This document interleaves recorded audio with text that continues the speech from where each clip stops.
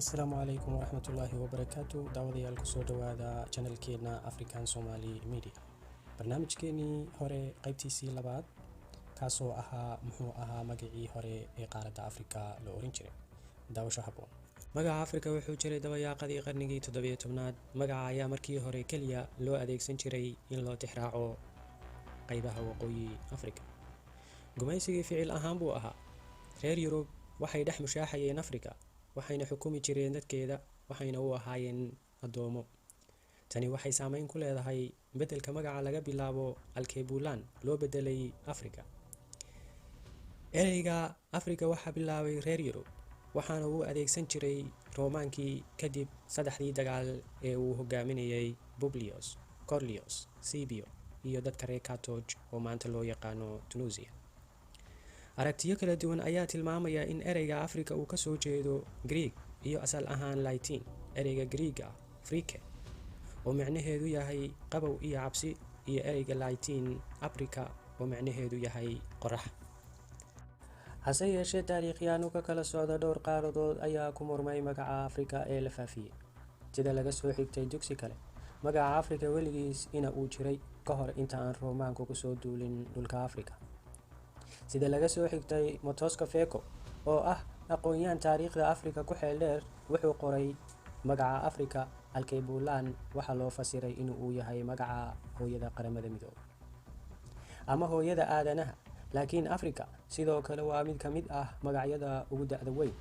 Motoska Feko ayaa ku doodaya in fikradda sheeganaysa magaca Afrika uusan weligiis asal ahaan ka soo jeedin dadka oo ay abuureen Roomaanku gebi ahaanba been yahay. Motoska Feko oo tilmaamaya in Giriiggu qabsadeen Afrika sanadkii 332 dhalashadii miilaadiga, kadib ay soo raaceen Roomaankii. Giriiggu sida oo kale horeyba uu u yiqiin Afrika. wuxuu intaas ku darayaa in magaca Afrika uu lahaa ku dhawaaqis kala duwan sababo la xiriiro kala duwanaanshaha Afrika. waxaa lagu qiyaasaa inay jireen in ka badan 6,000 oo luuqadood, in ka badan 3,000 oo ka mid ahna ay ka yimaadeen Afrika.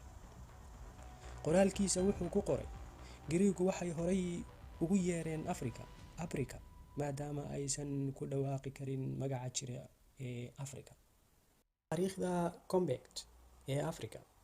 Dr. Job wuxuu sidoo kale isku xiraa kacdoonka wadamada galbeedka Afrika ee hadda jira oo asal ahaan ka soo jeeda wadamadii isku xidhnaa ee loo yaqaanay Comend. ay horgal u tahay Egypt. dowladaha galbeedka Afrika sida Nigeria, Togo, Benin, Ghana, Senegal, Gambia, Ghana, Mali, South Africa, Burkina Faso, Mauritania, Sudan iyo kuwa kale. si kastaba ha noqotee, aragtiyo badan ayaa isku dayay in ay ka doodaan xaqiiqda ah in qaaradda markii hore loogu magac daray Afrika mana lahayn xiriir hore oo qayb ka ahaa Comend. waxaa loo yaqaanay isku xidhkii hore ee ku hoos jiray magaca Alkebulan xilliyadii hore. hase yeeshee, dooda ah in dowladda galbeedka Afrika ay asal ahaan ka soo jeedaan Comend isku xidhkii hore ayaa sidoo kale taariikh ahaan waxaa taageeray Samuel Johnson oo ah aqoonyahan Nigerian ah, kaas oo bartay asalka Yurubiyaaniska. ninkan Nigerianka ah ayaa 20kii sano ee lasoo dhaafay ilaa hadda wuxuu ku sheegay qoraaladiisa taariikhda reer Yurub markii ugu horeysay ilaa bilowgii maxmiyadii Ingiriiska. wuxuu ku doodayaa in taariikhyahanada Yurub qaarkood ay u horseedeen dadka Yurub inay aaminaan inay asal ahaan ka soo jeedaan Maka, halka ay ka yimaadeen Masar, waqooyi bari Afrika. waxaa kale oo uu sheegayaa in awowyaasha Yurubiyanisku ay ahaayeen Masiixiyiin oo ka soo jeeda Egypt. intaa waxaa dheer, labada meelood waxay wadaagaan aaminsanaan dhaqameed sida ilaahyada ay caabudaan iyo aaminsanaanta nolosha dambe.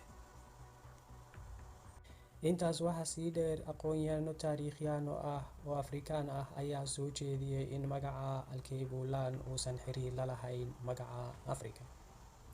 Aqoon-yahanadan ayaa sheeganaya in magaca la sheegay ee Alkebulan uusan asal ahaan ka soo jeedin Carabi.